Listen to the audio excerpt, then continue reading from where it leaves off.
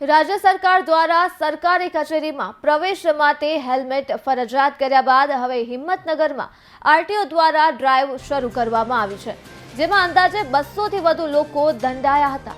જિલ્લા સેવા સદનમાં આરટીઓ અધિકારીઓની ટીમ ઉતરી હતી, જેમાં બહુમાળીમાં પ્રવેશ કરતા કર્મચારીઓ અને અધિકારીઓને દંડ ફટકારવામાં આવ્યો, જેમાં ખાસ કરીને હેલ્મેટ વગર, કાળા કાચ, सीट बेल्ट वगर, नंबर प्लेट वगरना वाहनों, तूटेली नंबर प्लेट वाला वाहन अने ते उपरांत आ वाहन चालको सामे कार्यवाही करवामां आवी हती। सूचना मुजब तमाम कर्मचारीओ माटे हेल्मेट फरजियात करेल छे। तेना भागरूपे अने कलेक्टर साहेबनी सूचनाथी अहींया जिल्ला सेवा सदन खाते तमाम टू व्हीलर चालकोनो हेल्मेट बाबतनुं चेकिंग करवामां आवेल छे।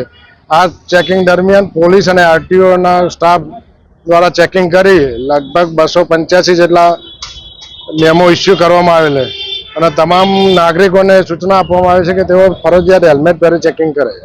કેવા પ્રકારના મેમો આપવામાં આવ્યા છે? તો અહીંયા ટુ વ્હીલર ચાલક હેલ્મેટ પહેર્યા વગર આવતો તે હેલ્મેટના અને એની સાથે દસ્તાવેજના ગુનાના મેમો આપવામાં આવે। BM Chavda, RTO inspector.